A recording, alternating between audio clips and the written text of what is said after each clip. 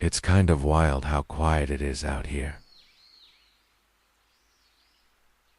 Snow on the ground, trees just standing there, birds doing what they've always done. No rush. No agenda.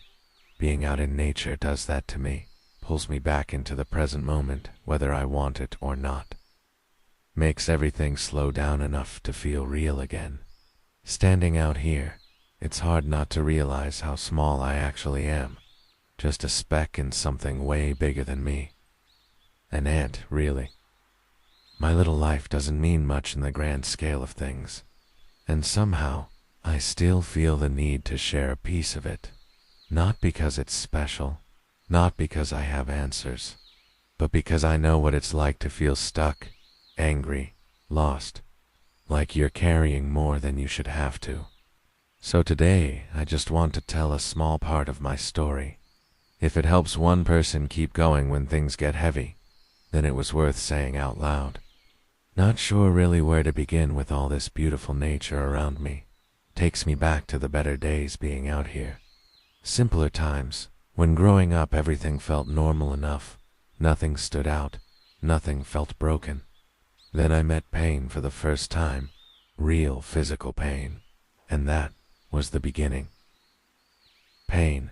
I got it young, hurt my back right off the rip. Pills, easy fix, or so I thought. They didn't just stop the hurt, they made it make sense, told me it was okay. If it worked, why not keep going? So I kept going, and what started with pills turned into everything else. I tried almost every drug worth trying, but the swift switch from dust to rock, well, that stuck. Hard, fast, loud. I told myself it was about my back, fighting pain. But most of it was in my head. Most of it always was. The drugs just shut it up for a while. That was enough. Rehab didn't save me. It paused me, clean long enough to step back into life. Functional, maybe even useful, not healed, just breathing. Love was a trap I walked into with my eyes open. Marriage, kids, I thought I wanted it, thought I could handle it. But I watched everything, checked every look, every pause, every word. I was what I see now as jealous, insecure, trying to control everything, but with good intentions. And then it happened, that shift. Not words, not a fight, just a cold, quiet realization. They were done with me. All of them. And I wasn't part of the conversation.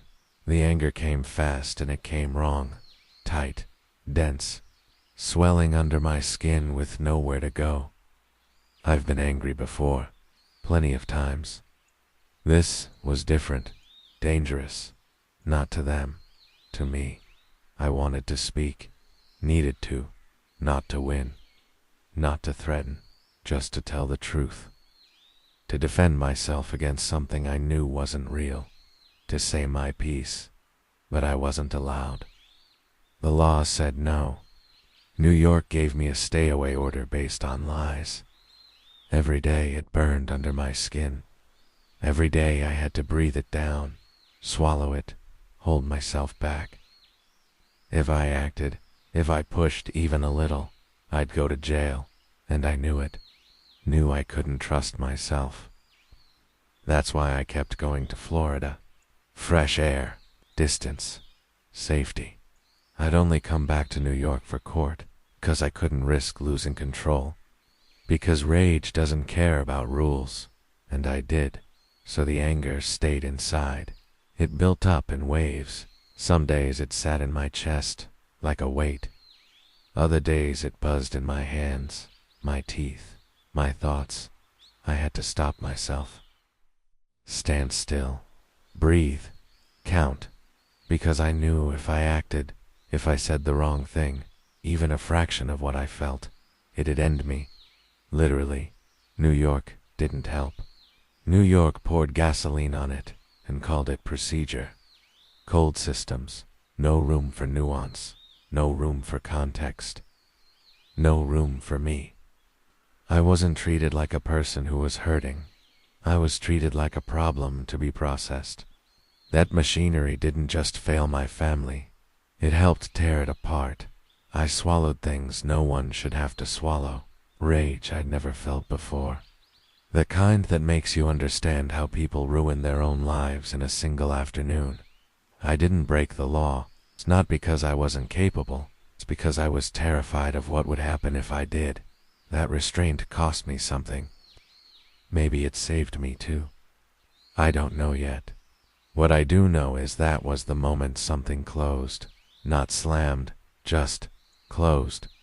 A door I didn't even realize I'd been holding open with my bare hands. After that, I wasn't fighting for them anymore. I was fighting to keep myself intact. New York reminds me every day, every street, every winter morning, every little sound. It's my body remembers the worst years and won't let me forget. Staying feels like reopening the same wound just to confirm it still hurts. Florida feels different, fresh, a breath I can take without bracing first. Same person, different pressure. Now my life is small by design. One day at a time isn't a mantra. It's survival math. I watch the sun come up and let myself appreciate it. I watch it go down. Then I sleep as soon as I can and do it again. That's it. That's all I trust. Not women, not kids, not attachment. Can't risk it. Can't risk losing my sanity. You can't lose what you don't have. My sanity is the thing I protect now, even if it costs me connection.